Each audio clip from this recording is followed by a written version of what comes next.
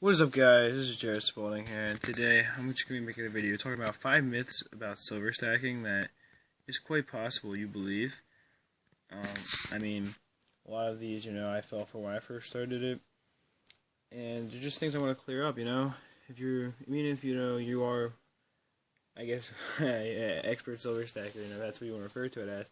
I'm sure that there's still some things out there that you might believe that aren't necessarily true, and I'll explain my reasoning here. You could call this, I guess, somewhat opinionated, but in the end, I'm just here to explain my reasoning and give some advice for silver stacking. So, hope you do enjoy the video, but let's get right into this. So, number one is that eBay is never safe. A lot of people think you can never buy from eBay ever. If you do, then all the silver you're gonna get is just gonna be fake. And while there is more fake silver floating around on eBay than, let's say Provident Metals or APMEX, at the same time, there's two things you have to look at. For one, there's a lot of reliable companies that are on eBay, people with tens or even hundreds of thousands of feedback, like, MCM, I bought from directly through eBay, not through their website, like these two bars I bought from them. I've also bought from APMEX before on there, and, so you don't necessarily have to go on their website. Honestly, I find it a lot easier to buy from them through eBay. While you might not get the same selection that you would, there's still a lot of silver that they have on there. And eBay, I feel like their transactions are a lot easier than the websites, because usually the silver websites will have a minimum purchase of like $1,000, and I'm like, well, for a smaller investor like me, that's not really feasible to purchase that amount of put that amount of money into one purchase. So I usually find that if I want to go to these bigger companies, but just make a smaller order, I find eBay to be easier. Maybe you won't find the best deals on eBay, but, you can still check them out. But there's another thing you also have to look at. If you're buying from somebody who's, smaller and seems unreliable, while this is, usually risky, if you're buying junk constitutional silver, then I can almost guarantee you it's going to be real. And, make sure the person has some feedback. Like, I obviously don't, make sure they've been around for a little while at least. But, unless they were to just ship you nothing or ship you a bunch of non-silver coins, nobody's going to spend the amount of money it's going to take to make fake junk constitutional, especially like mercury dimes or that type of thing, unless it was like a keyed 8. But, like, when it comes to junk silver, which is not going to be keyed 8s or anything nice, anything worth faking, then honestly you really don't have anything to worry about. And if the person does scam you, then since eBay and PayPal are directly linked, you could still get a refund. They might have a no return policy, but you could open in a case against them in the fact that they scammed you and didn't send you the correct item. And eBay does have things set up. I know eBay is not entirely safe, but they do have a lot of things set up to help their customers out. That's why they do have, billions of purchases going through them, is because of the fact that they, are safe enough to buy from. And, and the other thing about this is that you might think, it's taking a little bit of a risk, but you have to remember that if you're going to be buying only from big companies, then you're going to be paying these big companies' prices. And chances are you're going to get something, for a little bit more expensive of a price than you would if, you were to just buy from somebody who's just, a little bit into silver and they just want to sell off what they have. Maybe they need money as opposed to, being able to sell it for whatever they want because the company's already worth millions of dollars. And this leads me into my second thing here, which is everyone charges the same amount. This is a very big myth that everyone, maybe not everyone, but a lot of people fall into. Silver, just like any other product or service, is going to be, priced differently at different places. And I know bullion might not necessarily range as much, but I can guarantee you that there's going to be certain places that will be running deals. You might, for like a bar like this right here, you might pay from one place $1.29 per ounce over spot, and from another place you might be you might have to pay $3 over spot per ounce. I mean, that's a huge difference. When it comes to if you're buying like 100 ounces of silver, that I would rather be able to save a couple $100s on my purchase. Not only that, but also you can always look for specials. Some people, I guess, think that maybe silver, people aren't going to be necessarily running really good deals on it, but And I was just saying how big companies don't always have the best deals, but if you want to be safe, we usually do buy bullion from them, and they will run specials from time to time. That often, you can get a good deal, especially when prices are low. If you're paying, only a little bit of a spot for some generic bullion, then chances are you are going to be able to make some money on it. So, make sure you do shop around. And I know a lot of times people make impulse purchases, but unless it is a really good deal, chances are you're going to find it for a better price. And so you should look around for a little bit longer. Now, number 3 I have here is you have to be rich to invest in silver. And I did do a full video about this if you want to check that out. But, I'll just kind of go over this briefly.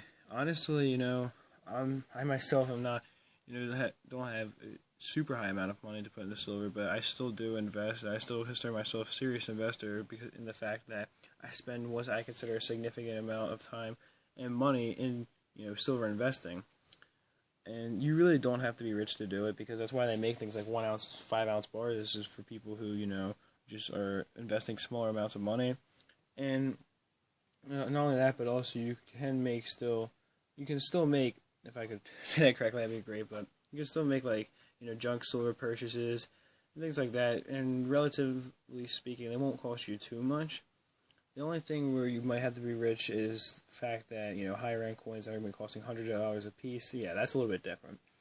But even those, you can find great, pretty great deals on them if you buy from, the right person. Because, like I was saying, when we shop around, and smaller people, or smaller, dealers who are selling these numismatically valuable coins might not get as much attention on them. Unless it's something, worth $1,000. But if it's a coin worth $130, you might be able to pick it up for $40 or $50 if, you just happen to find a really great deal. And, when it comes to auction style, just bid whatever you're willing to bid. I mean, if it gets exceeded, don't bid any more, but you can find even numismatically valuable coins for a pretty good price, is what I'm trying to say. But overall, there's a lot of bullion and junk silver that you could buy, even, if you only have a couple thousand to put into silver. Over the course of a year, you can still get a decent amount. It's not like you can't get anything. As long as you're as long as you're doing 2 things, which is diversifying your stack, and of course, getting the best prices you can. Now, number 4 here is, there is one type of, silver that's just a be-all, end-all for silver, there's just one type out there that you have to buy, and that's the only type. And that is really, really untrue. I was just talking about diversifying. A lot of people will tell you that you must diversify your silver stack in order to be successful, because I'll give a great example here for you.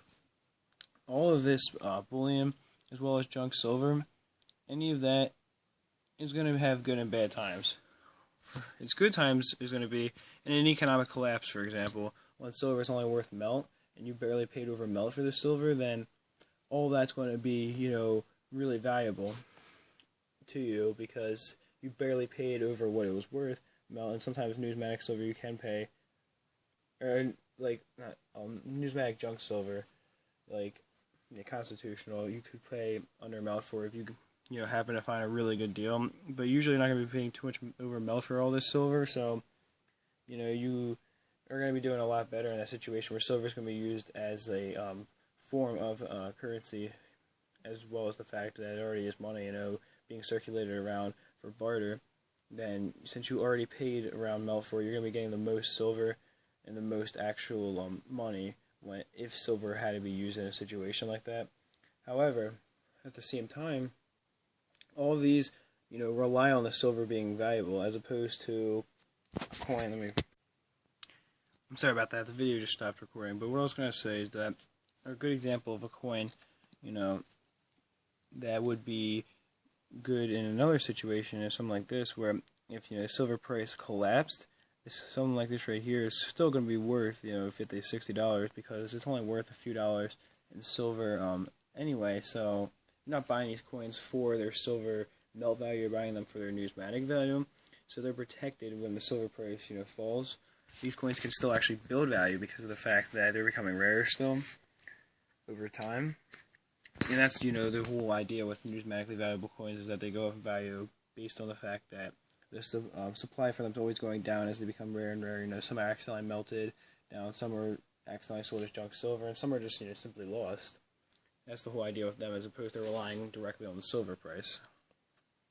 And finally, the biggest myth I think people stumble across, and one that I personally fell into for a very long time, is you can't lose money with silver. And, a lot of people are probably thinking, well, I'm not technically losing money if I don't sell, right? And that is true, but, like, if you were to have been a person who had bought when silver was at $55 an ounce, right? 50 to 55 an ounce, and you're thinking, yeah, silver's going up like crazy, I gotta buy some, it's gonna be at 200 an ounce soon. And then all of a sudden the price crashed, along with the stock market. Even today, you still haven't even seen anything close to that $50 that you paid for silver. And we're talking about 8 years later. And honestly, if you were relying on silver investing as your primary source of income from buying at dips and selling at peaks, then chances are you had to sell your silver. You were forced though, because you didn't simply had no other source of income. Either that, or maybe you did get some other job. But in an economy right after stock market crash, it was pretty difficult to find a job. It wasn't super easy.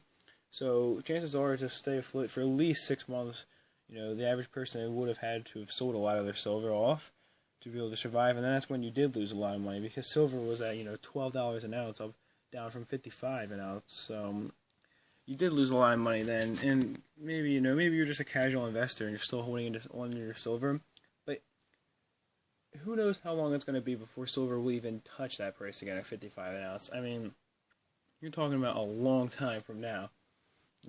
Maybe silver will have another spike. Maybe it will go even higher, but nobody can really predict the market, because the average person is not going to have enough money to even influence the market a little bit. So you're just kind of riding on the silver wave, I guess you could say, basically, because you're just hoping the price is going to go back up.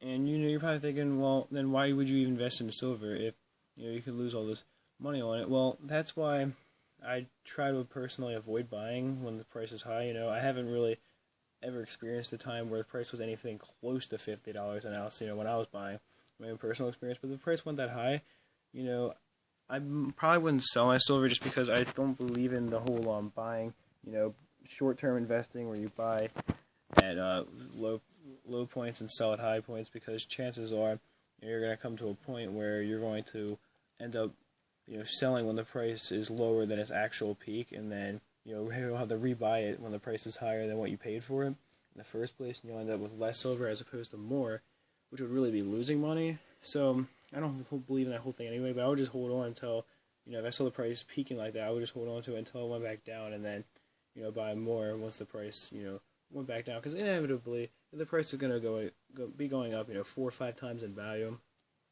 it is going to come back down, because that's only for, a short time when the supply becomes so low, or the demand becomes so high, or possibly even both in that situation, that, the silver price is driven up that much.